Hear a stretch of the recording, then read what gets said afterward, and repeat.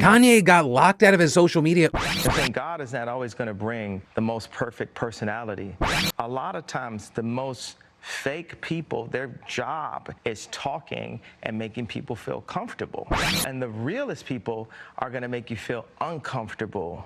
If you say things in the most politically correct way possible, people aren't necessarily going to listen. Last week at Paris Fashion Week, Kanye West and Candace Owens both wore White Lives Matter shirts. Do white lives actually matter? Of course they don't, you buffoons. Wait, don't you know white people? He's unbothered. What's up, everybody? Ty Rivera here, the absolute best LGBTQ comedian in the world. Okay, so when it comes to Kanye and a lot of the statements he puts out, a lot of people dismiss him as crazy, which I think is very insensitive to the mentally ill, in the way that Kanye has admitted to having a bipolar diagnosis. And we're all supposed to be sensitive to mental illness, but then when a person says that they have mental illness, anytime we don't agree with them, we immediately dismiss them as being crazy. And I don't think that's fair. Having said that, one thing that I want to remind you is that a lot of the people that are calling him crazy are actually going to office jobs every day, doing things that they absolutely hate, while Kanye is living as a free creative worth $2 billion. Is Kanye really the crazy one? I don't know. You judge for yourself. Discuss it at the water cooler on your break. Even if I were to give you that Kanye is crazy, okay, let's say Kanye is crazy. He's clearly not stupid. So let's talk about why I think Kanye wore that shirt. Let's talk about some of the things that he's actually brought up after. And let's talk about the platform that he's used to go ahead and get his message across. Before we go any further, please do me a favor, like, comment, and subscribe. The first part of that would obviously be the White Lives Matter shirt. People love to bring up the fact that White Lives Matter was actually a racist response to Black Lives Matter, blah, blah, blah. People love to bring up the history of everything. Liberal people always bring up the history of everything, which I'm not a person that thinks that liberals are bad and conservatives are good. As a great man once said, I think there's blame on both sides. But people on the left love to talk about the history of different things. But when you remind them of the history of Planned Parenthood and Margaret Sanger and eugenics and population control of the Black community, then all of a sudden they want to be like, well, that's changed. That doesn't mean the same thing anymore. Okay, maybe White Lives Matter in the context that Kanye was using it doesn't mean the same thing anymore. Because when Kanye got asked about it on Tucker Carlson, which I know different people have different opinions about Tucker Carlson, but one thing I'll say about Tucker Carlson is while the liberal media was just calling Kanye crazy and completely trying to dismiss him, Tucker Carlson, who's supposed to be on the right, who's supposed to be racist, who's supposed to be the enemy, actually had Kanye on his show to fully explain himself. And if you watch the interview, when Kanye is talking, Tucker is completely quiet, engaged, and listening to Kanye. He's not arguing with Kanye. He's not trying to shut him down. And Kanye's message is actually very pro-Black. For politicians, all Black people are worth is an approval rating. The Democrats feel that they don't owe us anything, and Republicans feel that they don't owe us anything. And you would think that Tucker Carlson, being a supposed racist from the right, he'd be quick to shut that down. He doesn't shut it down. He completely lets Kanye speak. There's several points in the interview where Kanye asked him if it's okay for him to discuss these particular things on his platform. Is that too heavy-handed to put on this platform? And Tucker says that he's not about censorship and lets Kanye go on. We're not in a censorship business. It looks like the interview is pretty well unedited and Kanye just gets to speak as he wants to. Now, whether or not you agree with the things Kanye says, to me is kind of beside the point, because the bigger point is Kanye is not what he's being painted to be. And although people are trying to act like this is some sort of episode, if you watch the interview itself, you'll notice that Kanye is very well composed. He's very clear in his thinking, and he's very good at keeping a chain of thought. His thinking is very linear. So to call him crazy or dismiss this as some sort of episode, to me, would be weaponizing the mental illness that he's already admitted to and using it as an excuse to dismiss him because you don't like what it is he said. One of the other things he talked about after the White Lives Matter controversy was he talked about the fact that Black Lives Matter was a scam. Well, I think we kind of figured out Black Lives Matter was a scam. And there were a lot of people like myself that weren't supportive of Black Lives Matter to begin with and caught a fair amount of heat about it. I didn't care about the heat because for me, I was always very clear about the fact that I agree with the sentiment and the statement that Black Lives Matter, but I don't agree with the organization Black Lives Matter. I didn't agree with Black Lives Matter's tactics. I didn't agree with them burning burning down their own neighborhoods. Little did you guys realize that nobody cared about you guys burning down your own neighborhoods, because one of the founders of Black Lives Matter was going to buy herself a $6 million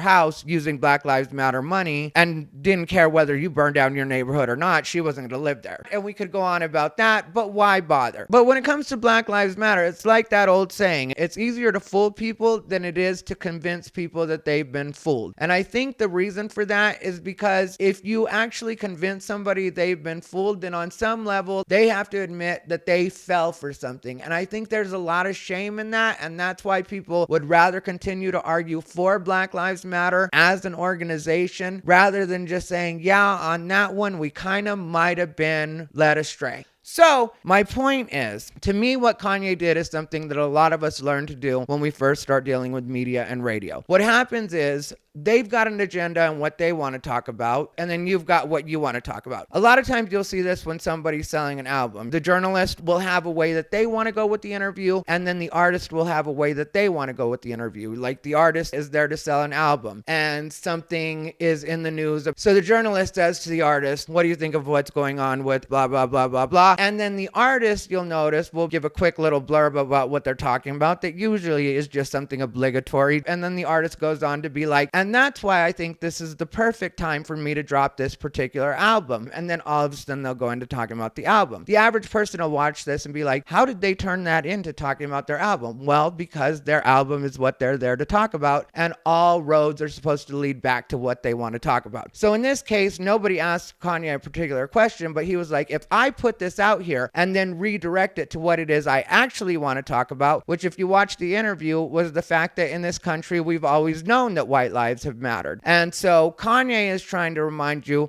that Black lives do matter, but using an indirect way to do it, and using that inflammatory statement and the fact that he had everybody's ears perked in order to say the things that he actually wanted to say. A lot of people won't get that though, because people in general are stupid. And I don't think that that's really who Kanye is trying to appeal to. I think Kanye and almost everybody else that does a lot of the clickbait type stuff is really trying to just get the most intelligent, the most willing to ingest something, and they're not really worried about the bottom feeders that are never going to hear anything deeper than the headline anyway. Because the interview that he did with Tucker Carlson, I haven't finished watching all of it yet. One part of it is 100 minutes, but commercials are included, and then the second half is maybe a little shorter. And I'm going to listen to the rest of it. I already heard what he said about the White Lives Matter shirt, but the reason that I think White Lives Matter is pertinent is because there was a time on social media that I actually said, sometimes I feel like the only white people that are honest with me are the racist ones. Some people got mad at me, including some of my white friends, because they were like, are you calling me racist? And I was like, no, I put racist in quotes because I'm always hearing how racist you guys are. Because I hang out with a lot of people that are conservative or right wing. I know a lot of those people because I've been performing in redneck clubs. And the reason that I say I feel like they're the only ones that are honest with me is because with my right wing friends, I can get into arguments with them, debates with them, and it can even get kind of heated. But at the end of it all, we'll either let it rest, agree to disagree, talk about it another time, but we move on. If I disagree with one of my left-wing friends, they'll try to get me canceled. They'll try to make sure that I don't have any gigs coming up. And this is not me being extreme or me overgeneralizing. This is what happens a lot of times when I disagree with my left-wing friends. So the people that are supposed to be the most supportive of me and really want to supposedly see me have a voice suddenly want my voice completely taken away once I disagree with them. Where the people that I'm told are racist are okay to disagree with me, will still hear me out, and we'll come back and talk about it another day. Just like in this situation, the liberal media was quick to shut down Kanye West, dismiss him as crazy, and not allow him any voice at all. Where Tucker Carlson, who's supposed to be right-wing and racist, actually gave Kanye a complete platform and stayed quiet and let him actually get his message out, which, like I said, if you watch the interview itself, you'll notice that Kanye is very pro-black, even if you don't agree with the way that he comes at it. And if Tucker Carlson were really as racist as people said he was, and his audience was as racist as they say, I don't think he would have allowed Kanye to say the kinds of things that Kanye was saying. Instead, he listened intently. He didn't challenge him in any way. He would ask him questions, but questions that were pertinent to the conversation that Kanye was actually having, not prefabricated arguments that he'd come up with before Kanye had even come on just to try to shut him down or make him look foolish. So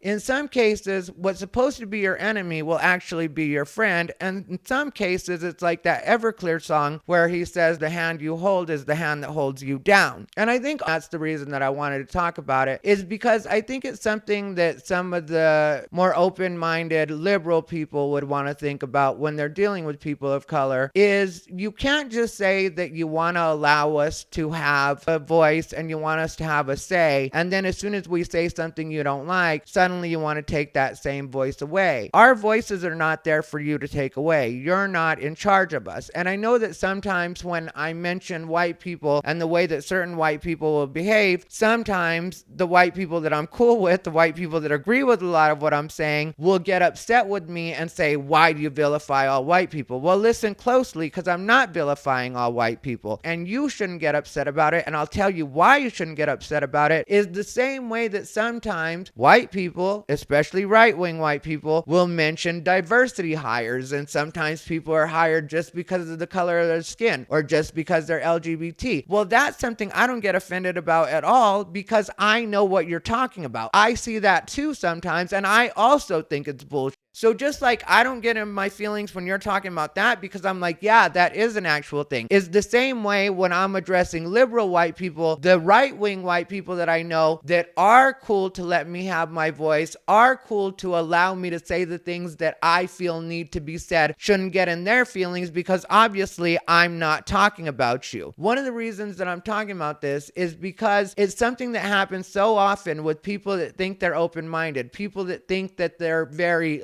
liberal, people that think that they speak for people of color. Sometimes you overstep, and sometimes you really do try to speak for us instead of allowing us to speak for ourselves and you having our backs, which if you choose to do neither, I'm fine with that too. But if you claim to really be trying to uplift the voices of people of color, LGBT people, and then suddenly try to shut us down, you're working opposite of the way that you say that you're working. And one of the ways this displayed itself in my personal experience was when I had mentioned that I was voting for Donald Trump. When I mentioned that I was voting for Donald Trump, I was told by some liberal white people, because I am Mexican American if you didn't know, I was told, yeah, well, I hope you're ready for you and your family to go back to Mexico. Well, I don't know what you mean by go back to Mexico, because I'm not from Mexico. My father is first generation here, meaning he was born in this country. My mother's family was actually from Arizona. If you know the history of Arizona, Arizona wasn't established as a state until 1912. My mother's side of the family was actually in Arizona when the land was purchased, which is one of the things that my mom sometimes jokes with us about, meaning that we are indigenous. So when you say BIPOC, liberal people, black, indigenous, people of color is what that stands for, I am by definition indigenous. My mother's side of the family has been in Arizona since before it was even a state, probably been there since everybody was running around in loincloths or whatever it is people were wearing back in those days. So when you're telling me that me and my family better be ready to go back to Mexico, you don't even realize how racist you're being, because really what you're saying is that a person of my skin color can't actually be American, that you as a white person will always be more American than me, and there's always an option for me to go back to a foreign land, not realizing that this is my land. So I hope that explains some of maybe why sometimes people like Kanye West, people like me, will take opposite routes of the traditional, because if you say things in the most quiet way possible, in the most politically correct possible in today's day and age, people aren't necessarily going to listen. But if you say things in a bit more of an inflammatory way and get people's attention, then you can get people to actually tune into what you're saying. And yeah, the dumb ones are going to be stuck on the fact that you said this thing that they completely don't agree with. But the smarter ones are going to actually take in what you're saying, look at the longer version of the message, because the clickbait did actually do its job and pull them in, but then your message was important enough and strong enough that it was able to get through to the people that actually matter, and the kind of people that in the end are actually going to make the change. So I hope this all made sense for you guys. I hope I wasn't too convoluted in the way I went at it. Either way, this has been Ty Rivera, the absolute best LGBTQ comedian in the world.